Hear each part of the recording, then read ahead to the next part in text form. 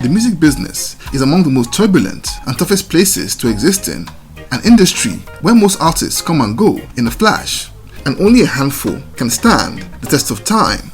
When we talk about OGs that have been around for a while, I believe the most powerful example is the legendary Junior Reid. While many of his peers and contemporaries hit their peak and faded in specific eras, he's popped up consistently over the years, reinventing himself and slotting in seamlessly at pivotal moments in the evolution of the genre and indeed popular music itself on a global scale. Starting life as a rude boy in the most dangerous ghetto in Jamaica, he marked his territory in the gritty roots reggae scene while still a child, became a breakout superstar on the sound system scene with an elite outfit, took the mighty mantle and proved his worth as lead vocalist on what was reggae's biggest group in the 1980s, went solo again and put out one of the greatest all-time classic reggae anthems. The man literally bullied the electronic dance and hip-hop movements into incorporating reggae into his DNA, and so many exploits too numerous to mention. But during his journey, he would suffer terrible tragedies along the way, like the murder of his closest pal and mentor, Hugh Mundell, not to mention the numerous feuds with his fellow artists and peers. His is literally the tale of many men's journeys all rolled into one. Let's take a look at the many lives of the great Junior Reid. He was born Delroy Reid on June 6, 1963 in Kingston, Jamaica, and would grow up with his grandmother in the rugged district of Waterhouse, a neighborhood then overflowing with political thugs and rude boys, also an extremely poor environment, and life was hard for young Delroy growing up. But tough times, they say, often also inspire great art, and that place became one of the most vibrant hubs of musical talent in the country, as we'll see later in this video. His own musical flame was lit at the young age of 9, one morning when he became enraptured by the wonderful voice of Dennis Brown that was booming from his neighbor's record player. He was so inspired that he made up his mind that morning to become a singer. Waterhouse was then bubbling with plenty of aspiring singers. It was quite normal to see groups of young men singing on street corners. One of the most popular of these spots was a place called the Whalers Corner. It was there that young Delroy began to hang out every day to watch future greats like Black Uhuru members Don Carlos, Ducky Simpson and Michael Rose, plus younger talents like Laxley Castle, all harmonizing and honing their craft in the classic Waterhouse vocal style, a wailing type of chanting and singing that channeled the terrible hardships in that hood. With time, young Delroy became a regular fixture at Whalers Corner and one of the well-known young singers in the area by the age of 13. He was then known as Junior Reid and joined many of the wannabe singers that thronged the legendary King Tubby's studio searching for an audition. It was during that period that a kid called Hugh Mundell moved to Waterhouse.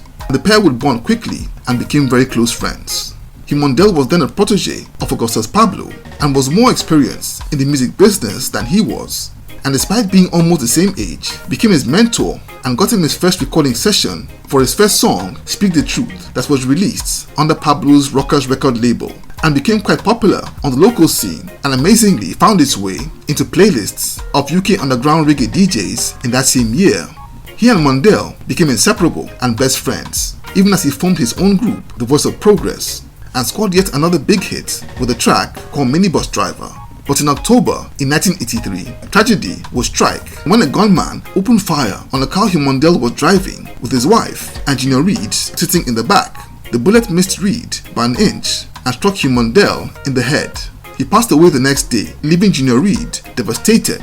A terrible psychological blow that broke him, but eventually hardened his resolve to succeed in life and crystallized what became his lone wolf soldier's mindset that would define his whole career.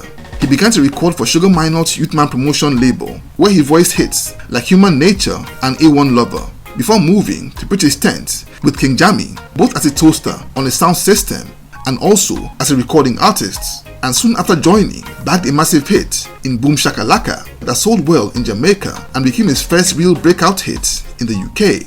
As fate would have it, it was in that period that Reid and his old friend from Waterhouse in Don Carlos would reconnect. By then, Don Carlos had become a big international superstar and used his influence to promote Junior Reid by taking him on tour with him to the UK in 1984, in the process exposing him to an international audience.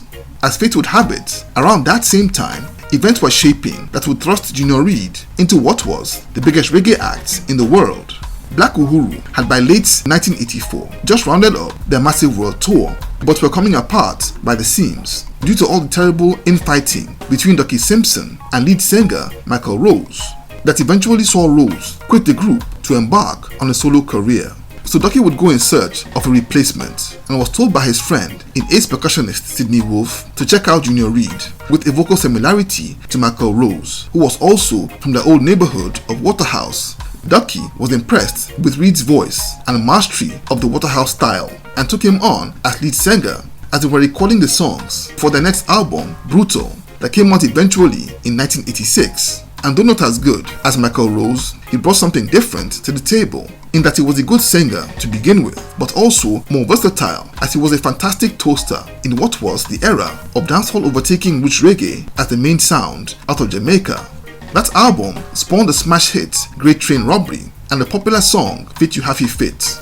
This album, released under Ras Records, didn't do well as their projects under Island, and after 1987's Positive, they cut ties with Ras and began to negotiate with other record labels that were all scrambling to partner with them. And one of these was UK-based Big Life Records that was owned by a man called Jazz Summers, a seasoned artist manager and producer who had managed pop superstars Wham and his own wife Yaz. So Summers and Yaz went to Jamaica in 1988 to discuss terms with Ducky for Black Uhuru, but somehow ended up taking Junior Reid back to England with them. Understandably, Ducky Simpson was furious with Reid for what he called betrayal, but Reid has since alluded to the fact that he was already on his way out of Black Uhuru at the time. But whatever the case, when he got to England, Jazz Summers put together a collaboration with techno dance music duo Cold Cuts for the hit track Stop This Crazy Thing. A few months later, Reid went back to Jamaica to Black Uhuru, just in time for some upcoming shows in America and Europe. But visa issues, plus a massive feud with Ducky, froze him out of Black Uhuru for good. He returned to England not long after and signed officially for Big Life Records and wrote a song he had planned to record with Black Uhuru that he called One Blood. This song, which came out in 1989, became a worldwide phenomenon and smash hit, a cry for unity and call for peace ahead of Jamaica's elections in that same year. A massive song that is to date his biggest critical and commercial success. Building on his crossover appeal, he recorded a song with UK pop and rock group The Soup Dragons, the hit track I'm Free in 1990, before unleashing a slew of hit albums in One Blood and Long Road both in 1990 and Progress in 1992. These back-to-back successes would cement his appeal as an artist that could seamlessly blend his deep roots reggae style with the fast-growing electronic dance music that was taking over fast in the 1990s. And he would show his skills as a producer as he would orchestrate the Canadian dancehall artist Snow's second album in 1995 that was called Murder Love. But his appeal to the hip-hop movement in America was something entirely on a whole new level. That movement had been blown away and heavily influenced by his music, especially the song One Blood, that would be sampled by numerous artists into the 2000s, including rap icons like the Wu-Tang Clan and Rick Ross, among many others. And it would feature on that song's remix with artists like The Game, Guru, and Mims that all became global smash hits upon release. The 2000s saw him become one of the most in-demand reggae artists on the planet to crown his own solo projects that came thick and fast. However, that same period saw the spark of an almost 14-year-long beef between Junior Reid and Buju Banton that began when Gargamel reportedly called him names backstage at a show. But thank goodness, Buju eventually apologized and both men buried the hatchet in 2022 and have been close pals ever since. The great Junior Reid, after 5 decades in the business, is still actively touring and putting in unforgettable performances in reggae festivals around the globe. He is one of the great icons and exponents of the Waterhouse sound, a symbol of enduring power in a volatile industry and, in my humble opinion, among the most gifted vocalists to ever come out of Jamaica. In his own words, One Blood. So there you have it. Thank you for watching this video today. Please leave a like, subscribe, and until next time, Jah bless.